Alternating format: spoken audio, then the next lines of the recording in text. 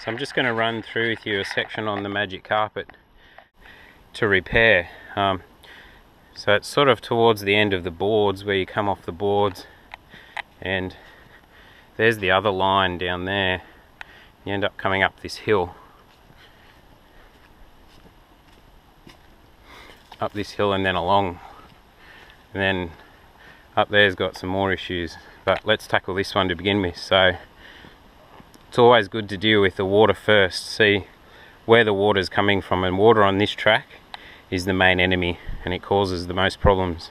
Not people riding in the wet, but the water eroding the track. So as we walk down here, a good telltale sign pretty much on all of the cross-country track is sand. And you can see down here, there's sand. But if we look here, we've got a fairly steep slope off to my right and down there. So what I'm going to do is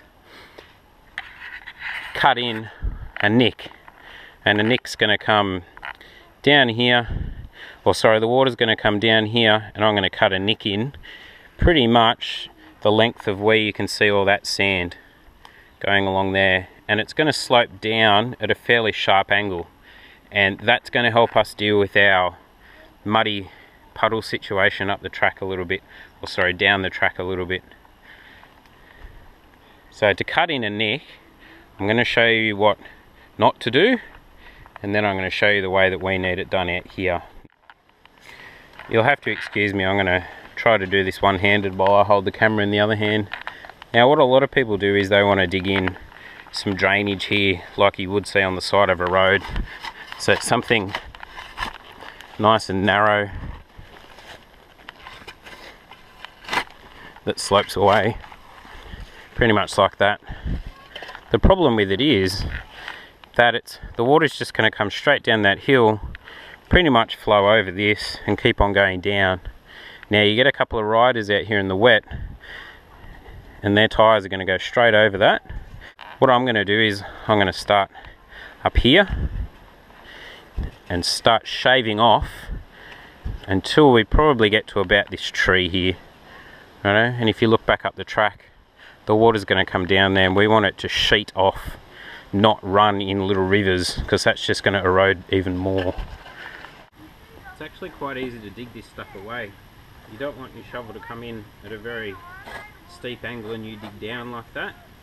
As the water's run down the hill, it's actually laid all of this sediment in layers, so we can skim it off in the layers that it was put down on, and that's as simple as running your spade or your shovel across the top bit by bit, and you want to angle down the hill, and you want to get rid of all the stuff that you dig down the hill. Now you want to do it a little bit at a time. It's easy to take more off, it's almost impossible to put stuff back. So you can see the angle. Now what I found works is digging down the slope a little bit more first before you start digging out the edge. So that way we've got some room now to shave down to. You can see you're using the slope of the land to do the work for you. You're just shaving bits off. Now, I like to do this with a shovel rather than a mattock, pretty much because it gives you a nice flat,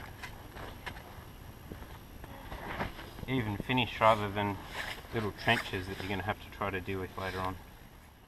This is called the tennis ball trick, where you can roll a tennis ball down the trail and see where the water's going to flow off. So as you can see, this mud heap here, I'd have to excavate quite a nick here to the left if we were to deal with this. So what I did was dealt with the problem that was causing it, which is the runoff from up that hill. So there's actually another nick up there near that tape, and then another one down here, and as you can see by the rolling ball test, it flows off very nicely.